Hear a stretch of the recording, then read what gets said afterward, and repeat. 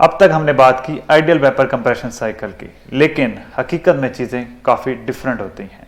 तो आज हम डिस्कस करेंगे एक्चुअल वेपर कंप्रेशन साइकिल। बेटा आइडियली हम एज्यूम करते हैं कि यहाँ पर कोई पाइपिंग ग्लासेस नहीं है, कंप्रेसर हमारा एडियाबैटिक डिवाइस है, लेकिन हकीकत में ये चीज़ें नहीं होती। हकीकत में बेटा जो चीज़ें होती हैं ये काफ़ी कॉम्प्लिकेटेड होती हैं और इरिवर्सिबिलिटीज़ इन्वॉल्व होती हैं। यानी कंप्रेसर हमारा आइडियाबैटिक नहीं होता और यहाँ पे हीट लॉसेस भी होते हैं। अब मुख्तलिफ पाइप्स का पूरा नेटवर्क है, इनसाइड द रेफ्रिजरेटर भी और आउटसाइड भी।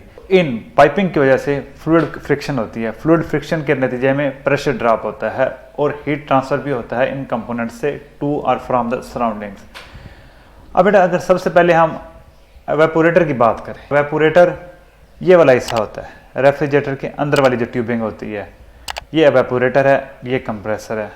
तो इसको ये वाली जो लाइन आ रही है ये एवेपोरेटर की तरफ से आ रही है, तो ये काफ़ी लंबी लाइन होती है। तो इस दौरान प्रेशर ड्रॉप अच्छा खासा होता है। दूसरा, रेफ्रिजरेटर में यहाँ पे जो टेम्परेचर होता है ये माइनस में होता है और यहाँ पे एटमॉस्फेयर की तरफ से इसमें हीट ऐड होती है। इस वजह से ये जब कंप्रेसर तक पहुँचता है तो इसका स्पेसिफिक वॉल्यूम इंक्रीज हो चुका होता है, क्योंकि बेटा टेम्परेचर बढ़ेगा तो डेंसिटी कम होगी, डेंसिटी कम होगी तो स्पेसिफिक वॉल्यूम बढ़ जाएगा।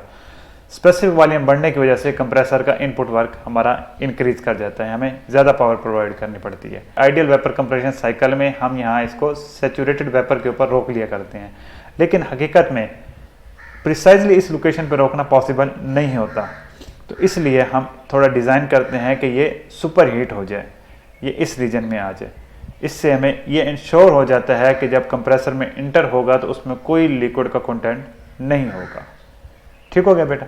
इसके बाद हम थोड़ा बात करते हैं कंप्रेशन की। आइडली हमारा जो कंप्रेशन का प्रोसेस होता है वो होता है बेटा आइसेंट्रोपिक, यानी रिवर्सिबली एडियाबैटिक।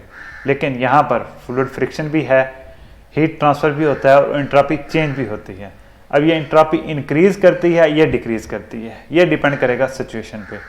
अगर क्योंकि कंप्रेशन जब हो रही होती है तो रेफ्रिजरेंट का टेम्परेचर 50 डिग्री सेंटीग्रेड तक होता है, तो ये एटमॉस्फेयर को अपनी हीट रिजेक्ट कर सकता है थ्रू दिस पाइप।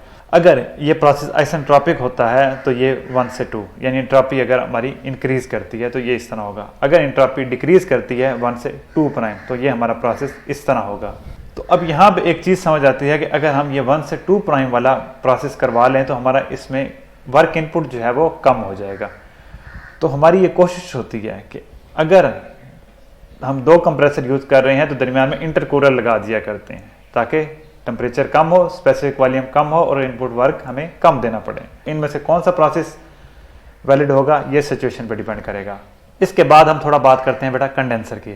कंडेंसर ये वाला हिस्सा है बेटा जो रेफ्रिजरेटर की बाहर वाली साइड पे आपको नज़र आता है। यहाँ पाइपिंग का एक लॉन्ग नेटवर्क होता है तो यहाँ पे प्रेशर ड्रॉप तो लाजमी होता ही होता है। आइडियल वेपर कंप्रेशन साइकिल में रेफ्रिजरेंट निकलता है कंडेंसर से एज अ सैचुरेटेड लिक्विड, लेकिन प्रिसाइजली इस लोकेशन पर इसको कंट्रोल करना पॉसिबल नहीं होता। इसलिए हकीकत में ये थोड़ा सा सब कूल्ड हो जाया करता है। यहाँ पे एक चीज़ हमें ये भी इंश्योर करनी होती है कि जब ये एक्सपेंशन वाल्व में इंटर हो तो इसमें कोई वेपर का कंटेंट ना हो, तो इसलिए हम इसको थोड़ा सा सब कूल करवा ही लिया करते हैं। इसका हमें फ़ायदा ये होता है कि जब ये एवेपोरेटर में जाता है तो इसकी एनर्जी कम होती है, एंथैल्पी कम होती है, तो ये ज़्यादा हीट एक्सट्रैक्ट कर सकता है फ्रॉम द रेफ्रिजरेटेड स्पेस, और ये एक चीज़ हमें डिज़ायरेबल भी होती है। अब अगर आखिरी कंपोनेंट जो हमारा है एक्सपेंशन वाल्व और एवेपोरेटर, इनके दरमियान कोई फासला इतना ज़्यादा नहीं होता क्योंकि ये हमारा एक्सपेंशन वाल्व है और ये हमारा एवेपोरेटर वाली लाइन होती है, तो इनके दरमियान को इतना ज़्यादा फासला नहीं होता, इसलिए यहाँ पे इतना ज़्यादा प्रेशर ड्रॉप भी नहीं होता। इसके बाद रेफ्रिजरेंट दोबारा इस पॉइंट पर पहुँच जाता है at the start of compression और ये साइकिल रिपीट होता रहता है। तो यहाँ पे मैंने पूरी कोशिश की कि आपको actual vapour compression refrigeration cycle अच्छे तरीके से समझा सकूँ। अगर किसी किस्म का कोई क्वेश्चन है तो please ask, I am available for you. Thank you, good bye.